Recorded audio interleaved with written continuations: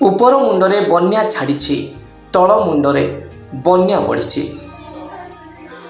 ଭଦ୍ରକ ଜିଲ୍ଲାର 3ଗୋଟି ବ୍ଲକ ଭଣ୍ଡାରୀ ପୋଖରୀ, ଧାମନଗର ଏବଂ ଚାନ୍ଦବାଲିରେ ଦେଖାଯାଇଥିବା ବୈତରଣୀ ନଦୀର ବନ୍ୟାଜଳ କ୍ରମଶଃ ହ୍ରାସ ପାଇବାରେ ଲାଗିଛି ସତ, କିନ୍ତୁ ଗତକାଲିଠାରୁ ଧାମନଗର, ପ୍ରଧାନୀ, ଅର୍ଜୁନପୁର, ହସନାବାଦ, ଖଡ଼ିପଦା, ସେଣ୍ଡପୁର, ନଦୀଗାଁ ଆଦି 8ଟି ପଞ୍ଚାୟତର, ଭଣ୍ଡାରୀ ପୋଖରୀର 5ଟି ପଞ୍ଚାୟତ ସହିତ ଚାନ୍ଦବାଲିର ଆରଡ଼ି, ଓଳଗ, ସୁଦୟପୁର, ନାଦପୁର ଆଦି 5ଟି ପଞ୍ଚାୟତରେ ସୃଷ୍ଟି ହୋଇଛି ବନ୍ୟା ପରିସ୍ଥିତି।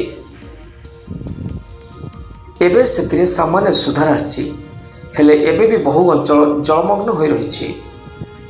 ଆଖଣ୍ଡଳମଣି, କୁଆଖିଆ 20 ନମ୍ବର ଜାତୀୟ ରାଜପଥର ବୋଡ଼କ ନିକଟରେ ବୈତରଣୀ ନଦୀ କୂଳ ଲଙ୍ଘିବାରୁ 2 ଫୁଟ ଉଚ୍ଚରେ ବନ୍ୟା ପାଣି ପ୍ରବାହିତ ହେଉଥିଲା ବେଳେ ଆଜି କମିବାରୁ ଯାତାୟାତ ଧୀରେ ଧୀରେ ସ୍ୱାଭାବିକ ହେଉଛି। ହେଲେ ଉକ୍ତ ଜାତୀୟ ରାଜପଥର ମୁଆ ଘୋଷରାଠାରେ ବନ୍ୟା ପାଣି ପ୍ରଭାବିତ ହେଉଛି। ଅନ୍ୟପଟେ 2ଟି ବ୍ଲକର ଶହ ଶହ ଏକର ଚାଷ ଜମି ଜଳମଗ୍ନ ହୋଇ ପଡ଼ିଛି। ଲୋକମାନେ ନାହିଁ ନଥିବା ଅସୁବିଧାର ସମ୍ମୁଖୀନ ହେଉଛନ୍ତି।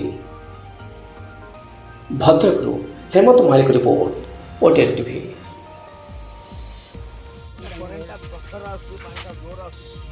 सरकार बंद कर